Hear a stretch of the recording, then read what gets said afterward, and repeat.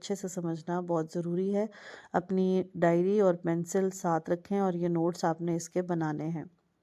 میم ساکن وہ میم ہوتا ہے جس کے اوپر ساکن کا نشان ہو. قرآن پاک میں یوں بھی آتا ہے میم اور اس کے اوپر چھوٹا سا گول ہوتا ہے، یا میم ہوتا ہے اس کے اوپر یہ والا سائن ہوتا ہے، یا میم ہوتا ہے اس کے اوپر یہ سائن ہوتا ہے.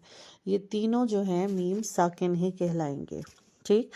اب ہم دیکھتے ہیں میم مشدد کے بارے میں. میم مشدد یعنی شد والا ہو تو اس میں غنہ ضروری ہوتا ہے. یہ غنہ بطور صفت کے نون اور میم میں پایا جاتا ہے. آپ نے جب نون اور میم کے مخرج پڑھے تھے تو میں نے آپ کو تبھی بتایا تھا کہ اس میں نیچرلی غنہ پایا جاتا ہے. ٹھیک ہے، نون اور میم میں نیچرلی غنہ پایا جاتا ہے. تو یہ بات یہاں پہ بتائی گئی ہے. یہ غنہ بطور صفت، یہ اس کی صفت ہے کہ نون اور میم ناک کے بانسے سے، مطلب ناک سے آواز نکلتی ہے جس میں اس میں غنہ پایا جاتا ہے. غنہ کی مقدار ایک الف کے برابر ہوتی ہے. مطلب ایک الف کتنا ہوتا ہے؟ 2 حرکہ. یہ جتنی دیر میں ایک انگلی کھولی جاتی ہے یا بند کی جاتی ہے، ایک الف کے برابر. اس کی مشق بہت ضروری ہے. مطلب اگر آپ اس کو اس طرح پریکٹس کریں کہ آپ انگلی کھولیں تو اتنی دیر جتنی لگے گی اتنا ہی غنہ کی مقدار ہے. غنہ ناک میں آواز لے جانے کو کہتے ہیں. کہاں سے آواز نکلتی ہے؟ غنہ ناک سے نکلتی ہے. یہ ہم نے پہلے بھی پڑھا تھا. اب جو اس کی مین رول ہے، میم ساکن کے احکام کتنے ہیں؟ میم ساکنہ کے 3 احکام ہیں. ہم نے نون ساکن کے کتنے احکام پڑھے تھے؟ نون ساکن اور تنوین کے 4 احکام پڑھے تھے. اس میں بھی ادغام تھا، اس میں بھی اخفا تھا، اس میں بھی اظہار تھا، ایک اس میں ایکسٹرا تھا، اقلاب. تو یہاں پر 3 ہیں. ادغام ہم نے پہلے بھی پڑھا تھا کہ ادغام کے لغوی معنی. آج ہم صرف ادغام کو دیکھیں گے کہ میم ساکن کا ادغام کیسے ہوتا ہے. ادغام کے لغوی معنی وہی جیسے ہم نے نون ساکن اور تنوین میں پڑھے تھے. اس کے لغوی معنی ہے کسی چیز کو دوسری چیز میں ملانا. ٹھیک ہے، ایک حرف کو دوسرے حرف سے ملانا، اس کو ادغام کہتے ہیں. مدغم کر دینا، مرج کر دینا، ایک لفظ کو دوسرے لفظ میں ملا کے پڑھنا. تو اس کے لیے شد بہت ضروری ہے. جب بھی ہم کسی ایک لفظ کو دوسرے حرف سے ملائیں گے تو اس کے لیے شد آنا ضروری ہے. تو آپ یہ سمجھ لیں کہ ادغام کا سمبل کیا ہے؟ شد ہے. ادغام کا سمبل شد ہے. جب بھی آپ نے دیکھنا ہے نون ساکن اور تنوین کے بعد ادغام وہ شد آ جائے تو وہ بھی ادغام ہے. میم ساکن کے بعد اگر شد آ جائے تو وہ بھی ادغام ہوگا. قاعدہ اس کا کیا ہے؟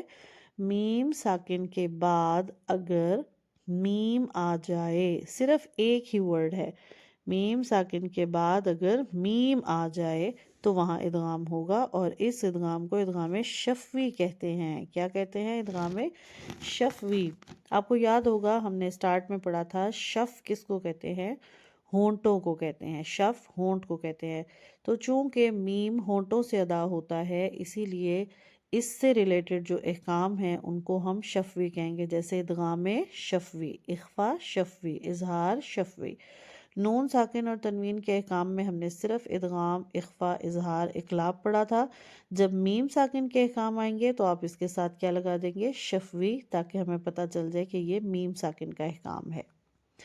مثال کے طور پہ دیکھیں یہاں پر بتایا گیا ہے الیکم، یہ غنہ میں کر رہی ہوں، کم کم، ناک میں آواز آ رہی ہے. مرسلون، انتم، پہ کیا ہو رہا ہے؟ اخفا ہو رہا ہے، لیکن یہ نون ساکنہ کا اخفا ہے. ٹھیک ہے، نون ساکن کا اخفا ہے. انتم. اب یہ میم ساکن کے بعد میم آ رہا ہے، آگے شد بھی ہے تو ہم اس کو مرج کریں گے. 2 میم کی جگہ ہم ایک ہی میم ادا کر رہے ہیں. انتم معرضون، معرضون. ٹھیک ہے، تو یہ بہت آسان ہے. بس اس کو آپ نے اس سے ریلیٹ کرنا ہے کہ نون ساکن اور تنوین کا جو ادغام تھا وہ یرملون لیٹرز تھے، یا را میم لام واو نون، اس کے 6 لیٹرز تھے. اس کا صرف ایک ہی لیٹر ہے میم ساکن کے بعد اگر میم آ جائے. اس کا سمبل بھی شد تھا، اس کا سمبل بھی شد ہے. اس میں بھی جو غنہ والے تھے 2 حرکہ پڑھنے تھے، یہاں پر بھی ہم نے اس کو 2 حرکہ پڑھنا ہے. ادغام شفوی بھی ہم نے 2 حرکہ پڑھنا ہے. تو یہ اس کا کمپیریزن ہے، ڈفرینشیٹ میں نے آپ کو کر کے دکھایا ہے. یہ سب چیزیں آپ نے اپنی ڈائری میں نوٹ ڈاؤن کرنی ہے تاکہ پھر آپ پیپرز کے دنوں میں آپ کے پاس نوٹس موجود ہوں. تو امید کرتی ہوں سمجھ میں آ گئی ہوگی، باقی پریکٹس انشاءاللہ ہم اس کی لیسن میں کریں گے۔